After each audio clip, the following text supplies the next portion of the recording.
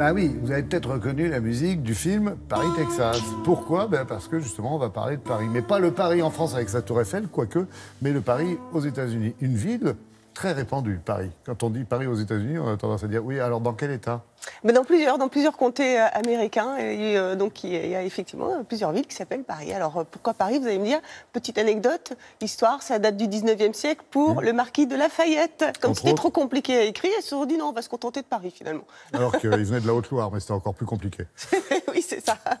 Donc toutes ces villes, ça va du Kentucky au Missouri en passant par l'Idaho. Et toutes ces villes, en fait, ce sont des villes qui aujourd'hui sont abandonnées, totalement oubliées. Sinistrées même, il y a un taux, pour certaines, il y a un taux de criminalité très élevé, il y a un racisme encore très présent.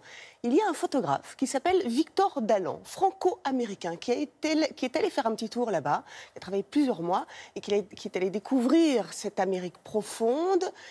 Pourquoi il les a choisis? Tout simplement parce que la plupart de ces villes, eh bien, elles ont voté pour Donald Trump. Explication, regardez.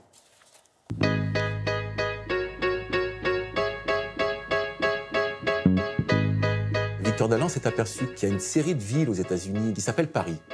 C'est des références explicites à notre ville lumière, mais sans que la lumière soit évidente, en revanche, dans ces petites villes qui toutes sont dans des comtés qui ont voté profondément pour Donald Trump, dans des majorités allant de 60 à plus de 80%.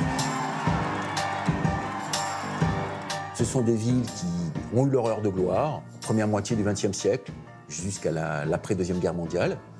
Toutes ces villes, en fait, assises quand même sur les territoires ruraux, mais pour certaines plutôt dans les États industriels, etc., ont commencé à péricliter doucement après la Deuxième Guerre mondiale. Ça nourrit chez ces Américains qui ont voté Trump une forme de nostalgie, mêlée de xénophobie, mêlée d'hostilité profonde par rapport à l'État.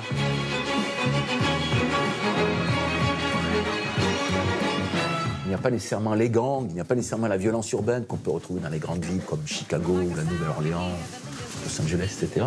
Mais il y a ce sentiment d'être des laissés pour compte. Depuis la fin 2016, énormément de travaux sont produits pour essayer justement de comprendre qui sont ces Américains, qui ont été clairement, effectivement, oubliés par les médias dominants. Tout ce qui change aussi, c'est que peut-être avant, on avait tendance à se moquer d'eux. Sans doute, effectivement, durant les années 90, et surtout durant les années 2000, etc., c'était considéré comme des ploucs. On s'aperçoit que ces gens ont une arme, c'est le vote. Et qu'aujourd'hui, peut-être, c'est pas qu'on les comprend, mais on essaie de les écouter plus.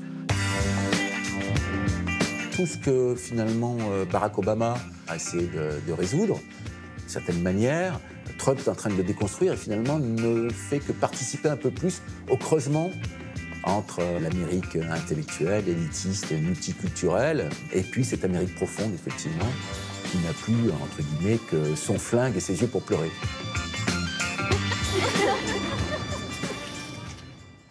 Portrait un petit peu sombre, quand même, je trouve, de ces villes où il y a des notes d'espoir sur les murs, quand même, non?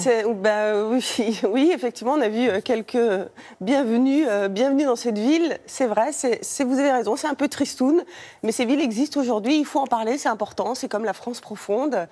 C'est un pléonasme. C'est ce que vous disiez tout à l'heure. Ça arrive au cerveau très rapidement, ne vous en faites pas. Jean-Christophe Servan, que vous avez vu dans le sujet, qui est donc journaliste pour le magazine Géo, qui a réussi, lui, à interviewer Victor Dallan, qui était donc aux États-Unis. Interview que vous pouvez donc retrouver dans ce magazine jusqu'à la fin du mois d'octobre. Merci.